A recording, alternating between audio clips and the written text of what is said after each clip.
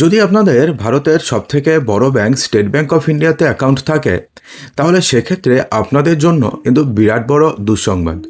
হ্যাঁ বন্ধুরা, state bank of ইন্ডিয়াতে যদি আপনাদের অ্যাকাউন্ট থাকে, বিশেষ করে আপনি যদি স্টেট ব্যাংক অফ ইন্ডিয়ার এটিএম কার্ড ইউজ করে থাকেন, তাহলে সেক্ষেত্রে কিন্তু আপনাদের এবার স্টেট ব্যাংক অফ ইন্ডিয়ার এটিএম কার্ড ইউজ করলে আপনাকে বেশি টাকা খরচা করতে হবে, অর্থাৎ এটিএম কার্ড ইউজেস চার্জেস বাড়ছে। হ্যাঁ বন্ধুরা, এবং এই নতুন রেট কিন্তু আজকের থেকে অলরেডি পুরো ভারতবর্ষ জুড়ে জারি হয়ে গেছে। তো সেক্ষেত্রে স্টেট ব্যাংক অফ ইন্ডিয়াতে অ্যাকাউন্ট থাকলে আপনাদের নতুন কত টাকা চার্জ দিতে হবে, আগেই বা কত টাকা চার্জ ছিল, এবং নতুন যে চার্জ হবে কেন বাড়ানো হয়েছে, বিস্তারিত সমস্ত কিছুই জানাবো। সেজন্য ভিডিওটি খুবই ইম্পর্টেন্ট হতে যাচ্ছে। ভিডিওটিকে মোটেও স্কিপ না করে সম্পূর্ণ দেখতে থাকুন। 2025 সালের 1 ডিসেম্বর থেকে এই নতুন চার্জ অলরেডি কার্যকর হয়ে গেছে পুরো দেশ জুড়ে। দেখুন, স্যালারি অ্যাকাউন্ট যদি আপনাদের থেকে থাকে স্টেট ব্যাংক অফ ইন্ডিয়াতে অ্যাকাউন্ট থাকলে, তাহলে সেক্ষেত্রেও কিন্তু বড়সড় পরিবর্তন হয়েছে। হ্যাঁ বন্ধুরা, এই নতুন নির্দেশিকায় সবথেকে বড় সমস্যা পড়তে চলেছেন স্যালারি প্যাকেজ বা বেতনভুক্ত অ্যাকাউন্ট হোল্ডাররা। আগে এই বিশেষ গ্রাহকরা যে কোনো ব্যাংকের এটিএম থেকে যত খুশি টাকা তুলতে পারতেন এবং যতবার খুশি ব্যালেন্স চেক করতেন।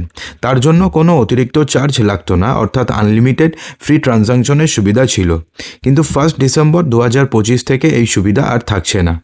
এখন থেকে স্যালারি অ্যাকাউন্টের গ্রাহকরা মাসে কেবলমাত্র 10টি ট্রানজাকশন, টাকা তোলা এবং ব্যালেন্স চেক মিলিয়ে মোট 10টি ট্রানজাকশন করতে পারবেন অন্য ব্যাংকের এটিএমে। এই 10 বারের সীমা অতিক্রান্ত হলে ব্যাংকের নির্দিষ্ট করা নতুন বর্ধিত চার্জ কাটা হবে।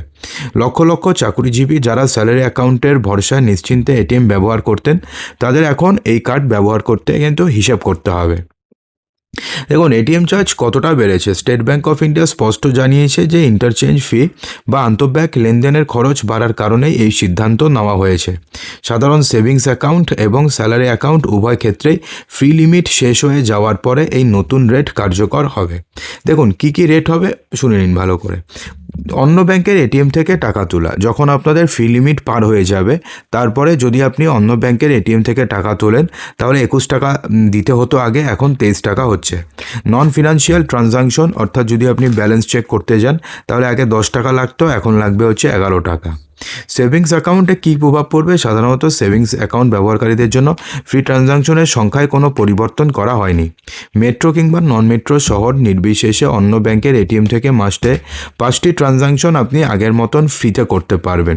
তবে 5 বারের কোটা যখনই শেষ হয়ে যাবে, তারপরে আপনাকে 21 টাকার বদলে এখন 23 টাকা প্লাস জিএসটি দিতে হবে। আগে 21 টাকা প্লাস জিএসটি লাগতো। একইভাবে মিনি স্টেটমেন্ট অথবা পিন বদলের মতন কাজের জন্য 5 বারের বেশি যদি আপনি করেন, তাহলে 10 টাকার বদলে 11 টাকা দিতে হবে, সেই সঙ্গে জিএসটি। কাদের জন্য নিয়ম অপরিবর্তিত থাকছে? দেখুন, বিশেষ কতগুলো গ্রাহক রয়েছে যারা এই বর্ধিত চার্জের আওতাতে পড়ছেন না। দেখুন, নিজস্ব এটিএম, এসবিআই ডেবিট কার্ড ব্যবহার করে এসবিআই নিজস্ব এটিএম থেকে টাকা তুললে তা সম্পূর্ণভাবে বিনামূল্যে থাকবে। অর্থাৎ ধরুন আপনাদের স্টেট ব্যাংক অফ ইন্ডিয়ার এটিএম কার্ড রয়েছে, আপনি যদি স্টেট ব্যাংক অফ ইন্ডিয়ার এটিএম থেকে টাকা তোলেন, তাহলে সেক্ষেত্রে আপনি বিনামূল্যে তুলতে পারবেন। যদি আপনি বিএসবিডি অ্যাকাউন্ট হোল্ডার হয়ে থাকেন, অর্থাৎ জিরো ব্যালেন্স, তাহলে সেক্ষেত্রে অ্যাকাউন্টটা আগের মতনই নিয়মে পরিষেবা পাবে, অর্থাৎ তাদের জন্য কিন্তু কোনো চার্জ বাড়েনি। কিষাণ ক্রেডিট কার্ড কৃষকদের এই অ্যাকাউন্টের ক্ষেত্রেও বর্ধিত ফি প্রযোজ্য হবে না।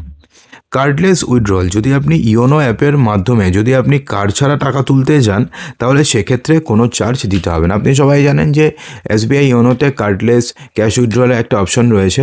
সেই কার্ডলেস ক্যাশ উইথড্রল যদি আপনি করেন এসবিআই ইওনোর মাধ্যমে, তাহলে সেক্ষেত্রে আপনাকে কোনো চার্জেস দিতে হবে না।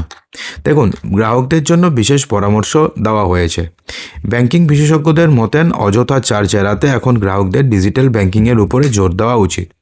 এসবিআই নিজস্ব নেটওয়ার্কে 63,000-এরও বেশি এটিএম রয়েছে।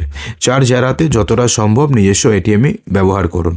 অকারণে এটিএম মেশিনে ব্যালেন্স চেক করবেন না। এর বদলে banking app, net banking, UPI app মানে ফোনপে বা জিপে ব্যবহার করবেন।